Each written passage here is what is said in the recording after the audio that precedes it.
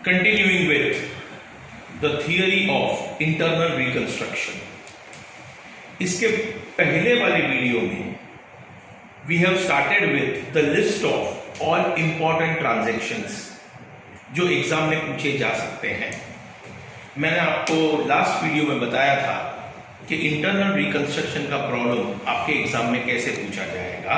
तो सबसे पहले इंटरनल रिकंस्ट्रक्शन के कोई भी प्रॉब्लम में हमें एक बैलेंस शीट, कंपनी का बैलेंस शीट दिया होगा और बैलेंस शीट के नीचे अप्रोक्सीमेटली 6 या तो 7 एडजस्टमेंट्स दिए होंगे और हमें ये एडजस्टमेंट्स के लिए जर्नल एंट्रीज पास करनी होगी।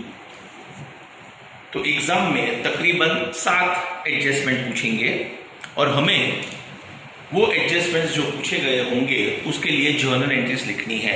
और पूरे चैप्टर में ये सब मैं ऑलरेडी बता चुका हूं।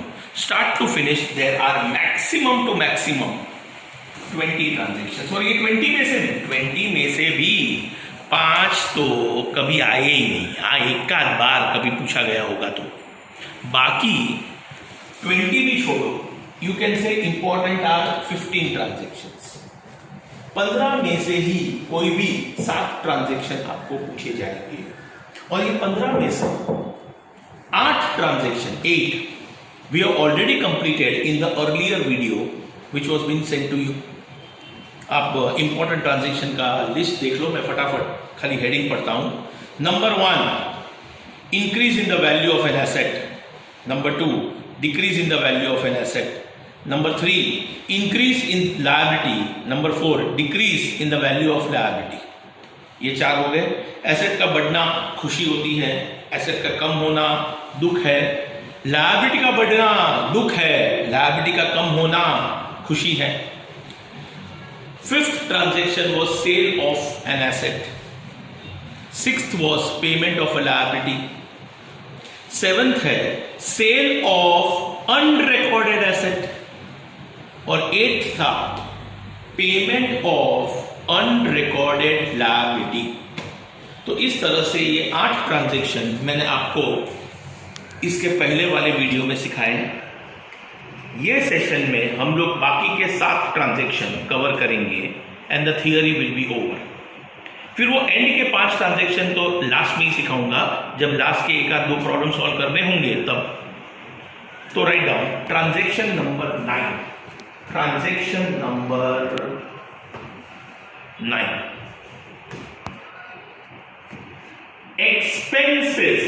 एक्सपेंसेस ऑफ आईआर यानी कि इंटरनल रिकंस्ट्रक्शन।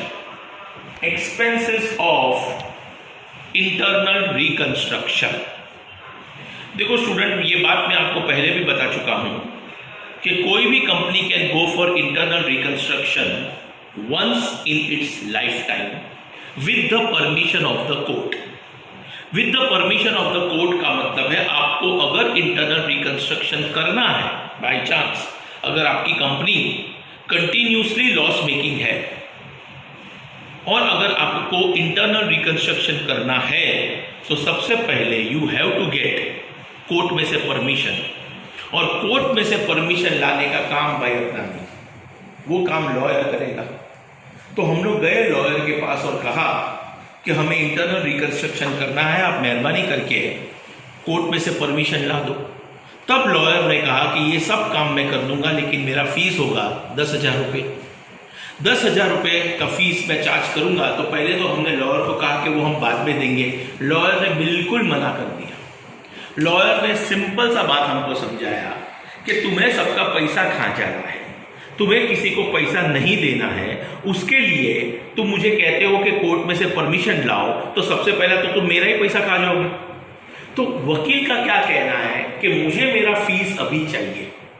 तो वो 10,000 जो हम वकील को पे करेंगे ताकि हमारा प्रोसेस आगे बढ़े, इस what we call it as expenses of internal reconstruction.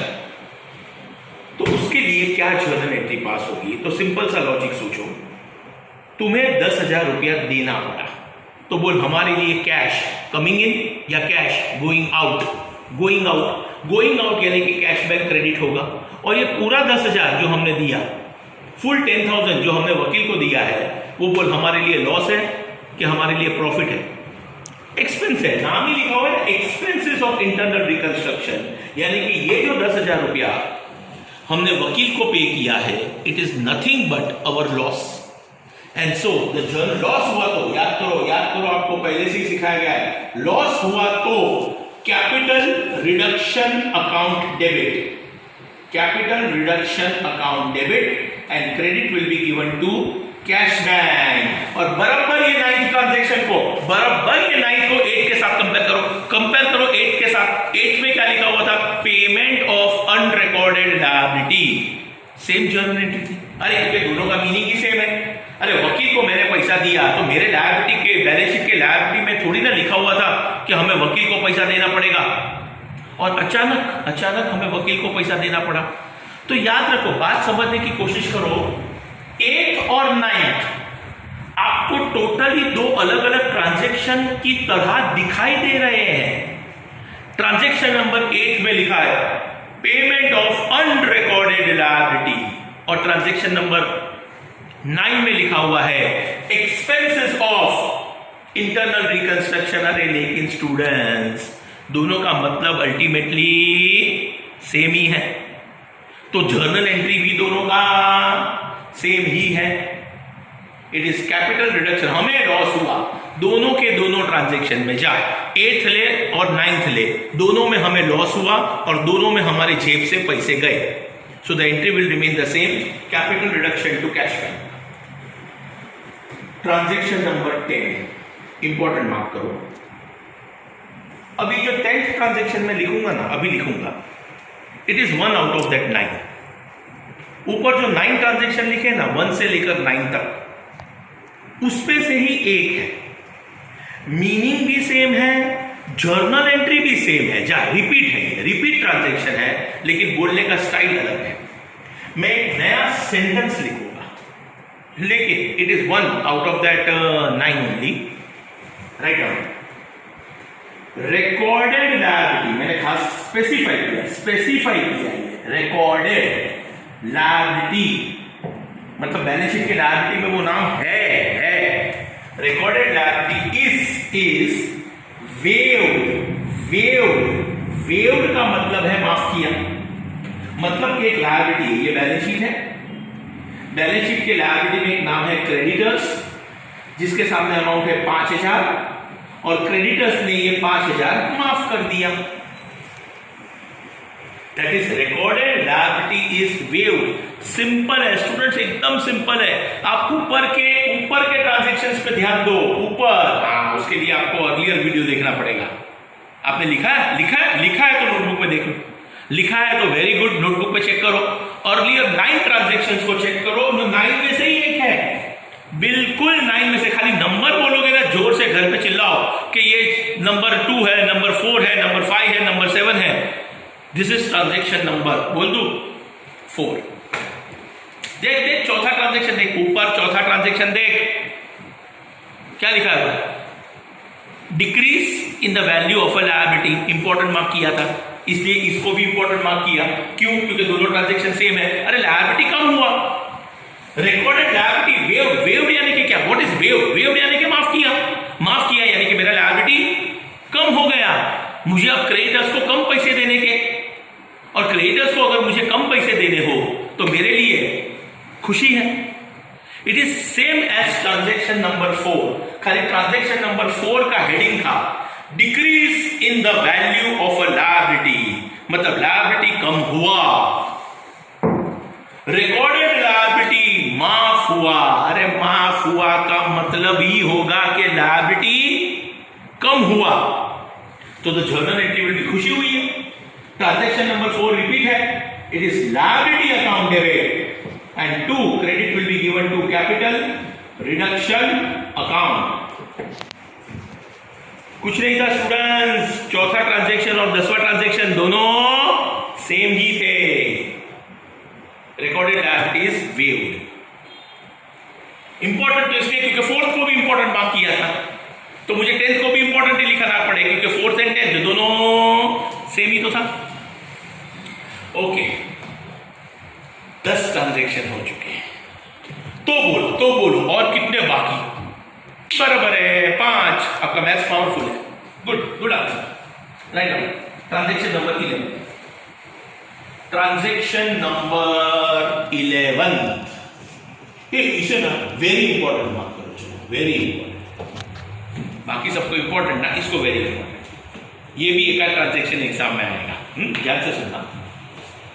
Unrecorded liability is waived. Unrecorded liability is waived. Unrecorded liability is waived मतलब आपके बैलेंस शीट में ऐसा लायबिलिटी आपको दिखाई नहीं दे रहा था, लेकिन वो लायबिलिटी माफ हो गया। देख, ट्रांजैक्शन नंबर 10 और 11 में जमीन आसमान का फर्क है। ट्रांजैक्शन नंबर 10 में लिखा था रिकॉर्डेड लायबिलिटी इज वेव्ड, यानी कि आपके बैलेंस शीट में वो लायबिलिटी था और फिर पता चला कि हाश अभी वो पैसा हमें नहीं भरना है। लेकिन अनरिकॉर्डेड लायबिलिटी यानी कि आपके बैलेंस शीट में ऐसे नाम का लायबिलिटी था ही नहीं और हमें वो पैसा भी नहीं भरना है। तो बोलो, तुम ही सोचो, चलो घर पे बैठे बैठे सोचो, बोलो ये ट्रांजैक्शन। 10 ट्रांजैक्शन ऑलरेडी सिखा दिए मैंने आपको यार। दुख हुआ तो कैपिटल रिडक्शन डेबिट और खुशी हो तो कैपिटल रिडक्शन क्रेडिट। तो बोलो यहां पर क्या आंसर होगा? सोचो क्या आंसर होगा? चलो सोच लिया ना? सोच लिया। The correct answer is write down the correct answer is no entry. अरे no journal entry will be pass for this transaction. No entry नहीं लिखने का उसका मार्क्स मिलेगा। बहुत बार एग्जाम में ये लोग हमें ऐसा फंसाएंगे कि हमको सेंटेंस पढ़कर लगेगा अरे सर बहुत खुशी हुई, सर सामने वाले ने पैसा माफ कर दिया। अरे लेकिन ये तो समझ कि हमें वैसे भी सामने वाले को पैसा देना ही नहीं था। अनरिकॉर्डेड लायबिलिटी था वो, अनरिकॉर्डेड लायबिलिटी माफ हुआ। The answer is no entry. अगर नहीं समझे हो तो बहुत अच्छी तरह से मैं समझा सकता हूं इसे। सिंपल सा बात, एक सिंपल सिचुएशन सोचो। तुम्हारे घर के बिल्डिंग के नीचे खड़े हो और तुम्हें कॉलेज की तरफ चल के जाना है। तुम्हारा घर और कॉलेज के बीच में वॉकिंग डिस्टेंस मान लो कि 10 मिनट का है। आप रास्ते में चल रहे हो, सुनो सिचुएशन सोचो। आप रास्ते में चल रहे हो, आपके पीछे एक बेगर आता है, एक भिखारी आता है और कहता है 10 रुपया दो, 10 रुपया दो, 10 रुपया दो। आप बिल्कुल उसे इग्नोर कर रहे हो, आप बिल्कुल उसकी तरफ ध्यान भी नहीं दे रहे हो। आप नॉर्मल आपके रास्ते से चल रहे हो, पीछे वो बेगर 10 रुपया दो, अच्छा नहीं तो 5 रुपया दो, अरे नहीं तो 3 रुपया दो। ऐसे कर करके बोले ही जा रहा है और 10 मिनट पास हो गया। 10 मिनट से वो कंटिन्यूसली वो बेगर आपको फॉलो कर रहा है। कभी 10 रुपया मांगता है, कभी 5 रुपया मांगता है, कभी 3 रुपया मांगता है। आप उसे बिल्कुल इग्नोर कर रहे हो और कॉलेज नजीक आ गया। जैसे ही कॉलेज नजीक आ गया, वो बेगर ने क्या किया मैं आपको बताता हूं। वो बेगर अचानक तुम्हारे सामने आ गया और बोलने लगा ये पैसा नहीं देना है ना, नहीं देना है ना, जा।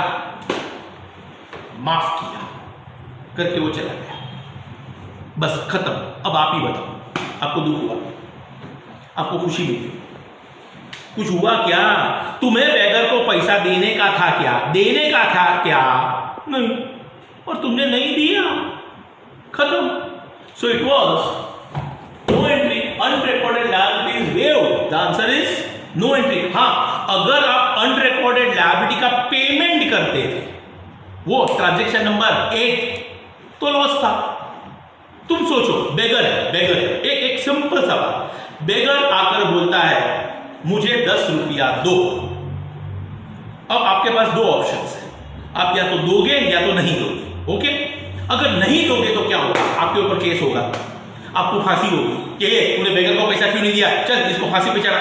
नहीं ना, कुछ नहीं होगा। अरे मुझे बेगर को पैसा नहीं देना था और मैंने नहीं दिया, नो एंट्री। लेकिन अगर आप बेगर को पैसा दो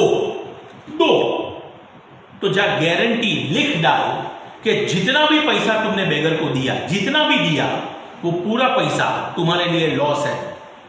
ट्राई करना है तो करना, आज ही ट्राई करना, रास्ते से गुजरना और बेगर दिखाई दे उसको पैसा मत देना, तो कुछ नहीं, नथिंग। सेकंड ऑप्शन, उसको पैसा देना, तो जा, वो पैसा जो तुमने बेगर को दिया वो तुम्हारे लिए लॉस होगा। सो एक था 8वें नंबर पे, 8वें नंबर पे ट्रांजैक्शन था अनरिकॉर्डेड लायबिलिटीज पेड, और इधर लिखा है unrecorded liability is waived. Paid तो लॉस है, अनरिकॉर्डेड लायबिलिटी वेव्ड, नो गम नो खुशी, nothing, no entry for this transaction. समझे? ओके, नेक्स्ट 12th इजी है। Loan taken, loan taken, loan taken यानी कि लोन लिया भी, और क्या, बैंक से मैंने 5 लाख रुपए का लोन लिया। बोल, दुख हुआ कि खुशी? बोलना बोलना, मुझे मालूम है 10 में से 9 लोग बोलेंगे खुशी हुई, खुशी हुई। क्यों बे, क्यों खुशी हुई? लोन लेने में खुशी होती है क्या? लोन लिया तो खुशी? कोई क्या बोलेगा, सर पैसा मिला ना। ए भाई, एक चीज याद रखना स्टूडेंट्स, लोन लेने में खुशी नहीं होती, लिया हुआ लोन वापस नहीं करने में होती है। सोच, लोन लिया, अरे लोन जब लेते हो ना तो एक बार तो तुम्हें प्रॉमिस करना ही पड़ेगा, क्या है प्रॉमिस, कि ये लोन मैं इतने सालों में चुका दूंगा। और उतना पीरियड बीतने के बाद जब आप लोन नहीं चुकाते हो तब लायबिलिटी कम हुआ और आपको खुशी मिलती है। इधर ऐसा नहीं है कि आप पैसा खा गए, बिल्कुल नहीं, आपने तो सिर्फ पैसा उधार लिया है। लोन टेकन में कोई गम नहीं है, कोई खुशी नहीं है, क्योंकि लोन लेने में अगर पैसा आता है तो सामने लोन करके एक लायबिलिटी भी तो अराइज हो जाता है। And so the journal entry pass for loan taken is cash bank account debit, पैसा आया, and 2 credit will be given to loan account. अगर बैंक से लोन लिया है तो बैंक लोन, डायरेक्टर से लोन लिया है तो टू डायरेक्टर्स लोन, जिससे भी लोन लिया है, एबीसी फाइनेंस कंपनी से लोन लिया है तो ABC finance company loan account, cashback account debit to loan. No capital reduction is not involve. Why? अरे लोन लेने में ना दुख हुआ ना खुशी हुई, मैंने तुमसे पैसा उधार लिया है, अरे उधार लिया है तो वापस भी तो करूंगा ना। ये आपको किसने बोल दिया कि मैं पैसा वापस नहीं करूंगा? क्योंकि मुझे पैसा फ्यूचर में वापस करना है। और एक बात याद रखना स्टूडेंट्स, फ्यूचर किसी ने नहीं देखा। जरूरी नहीं है कि मैं फ्यूचर में गरीब ही रहूं, पॉसिबल है कि अचानक मैं अमीर बन जाऊं और मैं आपको आपके पैसे लौटा भी दूं। तो अभी मैंने सिर्फ लोन लिया है, तो the journal entry is cashback to loan. Transaction number 13 इसके जैसा ही है, लिंक है। Issue of equity shares, issue of equity shares या फिर प्रेफरेंस शेयर्स या फिर debentures. Issue of equity shares या प्रेफरेंस शेयर्स या डिबेंचर्स। हमने शेयर्स इश्यू किए, अब चाहे वो इक्विटी शेयर्स इश्यू किए हो या प्रेफरेंस शेयर्स इश्यू किए हो या डिबेंचर इश्यू किए हो, परमानेंटली पूरा लाइफ एक चीज याद रखना कि इश्यू ऑफ इक्विटी शेयर्स का मतलब होता है पैसा ला पैसा, पैसा ला। शेयर्स लेकर जा, शेयर्स लेकर जा, पैसा ला। आएगा क्या? पैसा। जाएगा क्या? Shares. So the journal entry will become once again no गम नो खुशी। तुमने मुझे पैसा दिया डज नॉट मीन कि मैं खुश हो जाऊंगा।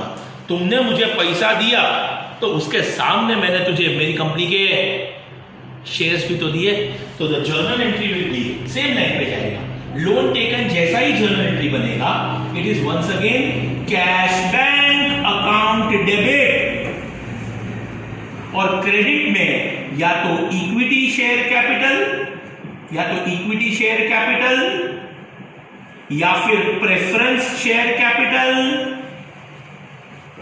या फिर डिबेंचर्स। तीनों नहीं, वो तो थियरी में तीनों नाम सिखाए गए। तीन में से जो इश्यू किया वो इक्विटी शेयर इश्यू किए हो तो cashback account debit to equity share capital, preference share issue किए हो तो cashback account debit to preference share capital, debenture issue किया हो तो cashback account debit to debentures, loan लिया हो तो cashback account debit to loan. समझे?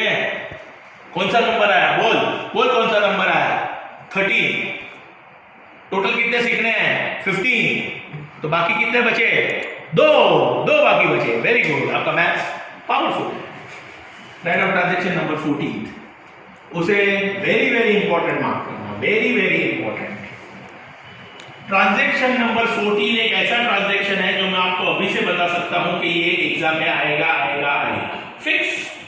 तुम लोग फिक्र मत करो, जब प्रॉब्लम सॉल्विंग स्टार्ट होंगे ना तो मैं आपको 7 में से 5 ट्रांजैक्शन तो पहले से ही बता दूंगा कि ये 5 ट्रांजैक्शन तो आएंगे ही आएंगे।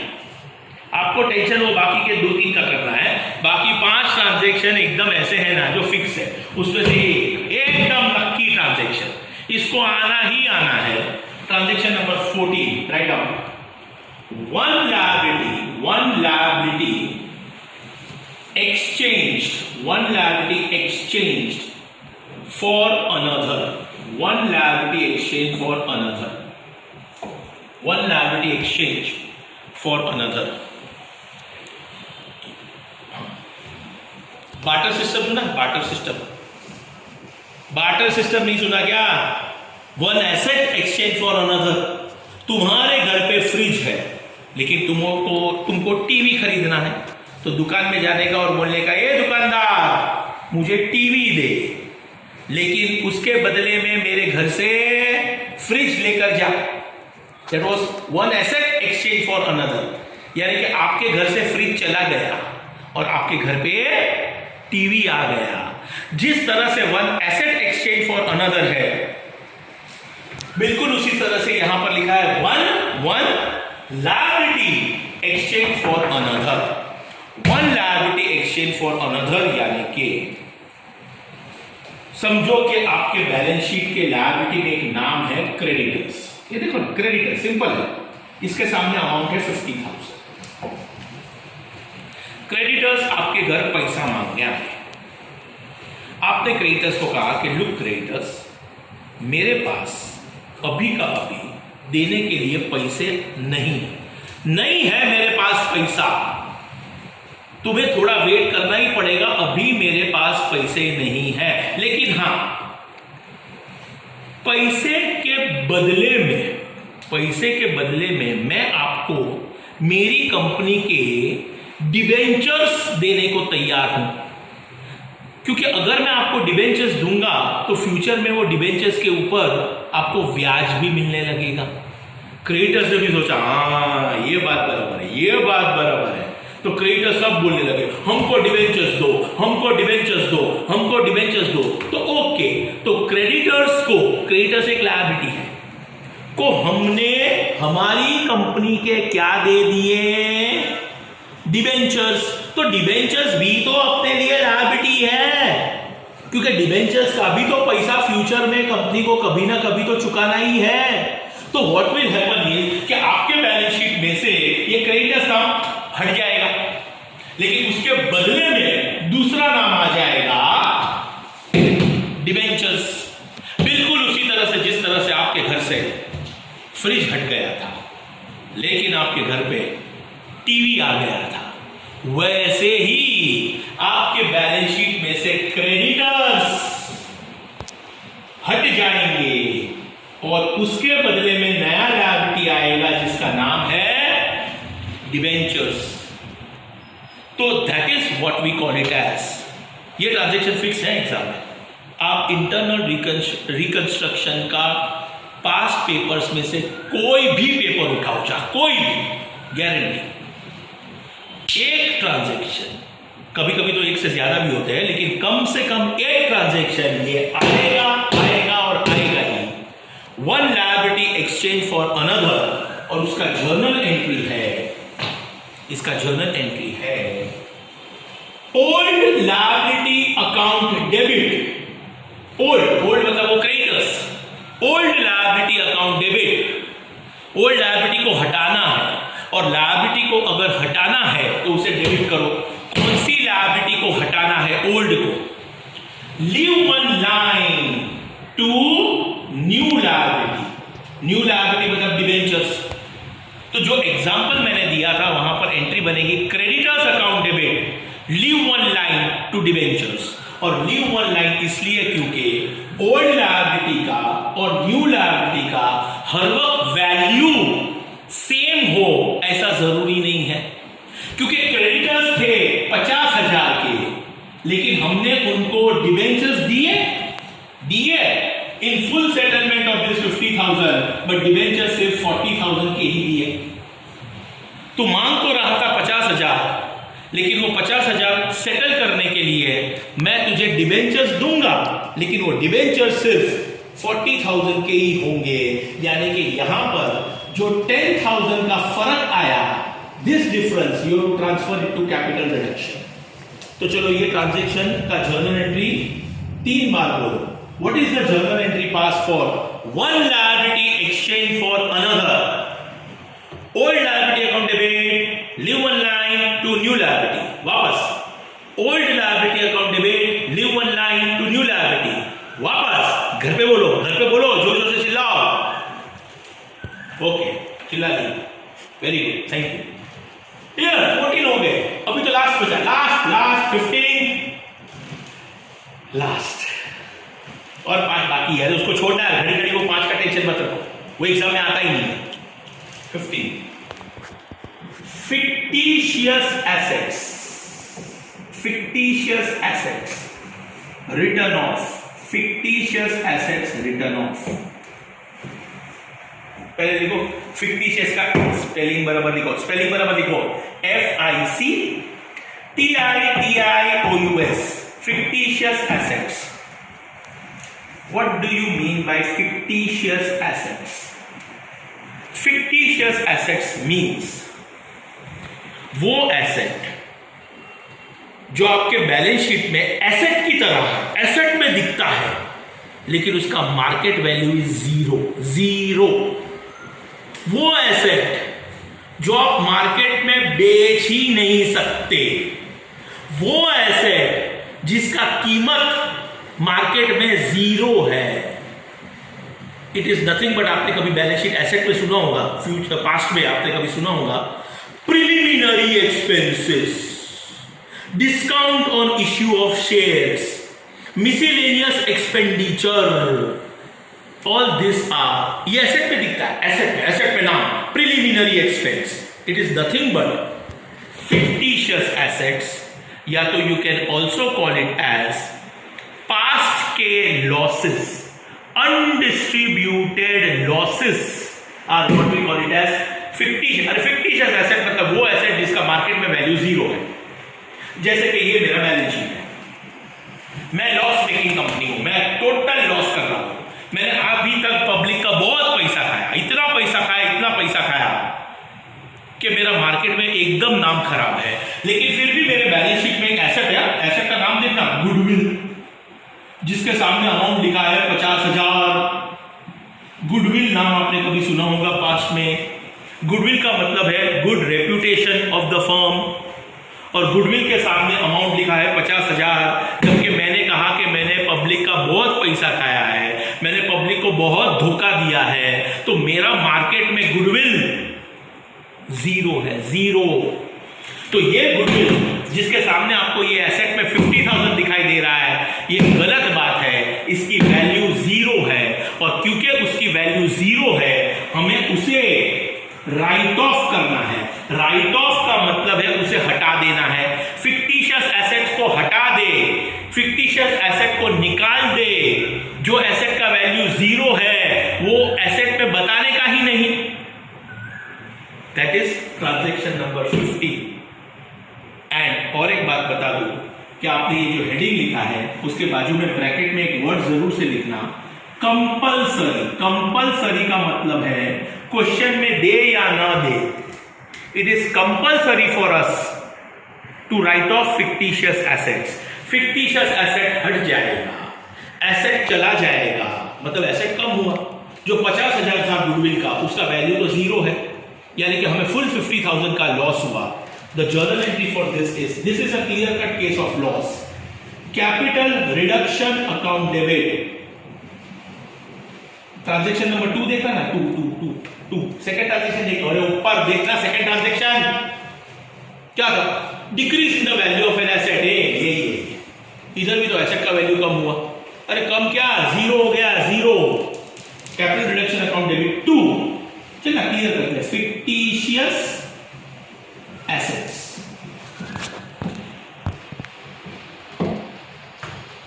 That's all. ये सारी की सारी एंट्रीज आपको बराबर से याद रखना। अब जब हम लोग 4th सेशन में मिलेंगे, इसके बाद वाले सेशन में जब हम मिलेंगे, तब I will start with problem solving on internal reconstruction. Question number 1 में सॉल्व करूंगा। आपके पास कॉपी है ना? अगर नहीं है तो आपको मिल जाएगी। इंटरनल रिकंस्ट्रक्शन में जितने भी सारे क्वेश्चंस अपने टेक्स्ट बुक में हैं, वो फुल सेट आपको पहुंच जाएगा मोबाइल पे।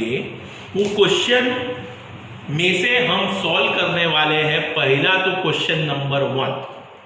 क्वेश्चन नंबर 1 आप मेहरबानी करके या तो हार्ड कॉपी उसका रेडी रखना, या तो उसको दूसरे मोबाइल में रेडी रखना, because we will be solving question number 1 of internal reconstruction in the next session when we meet. Okay then, good bye all of you, take care.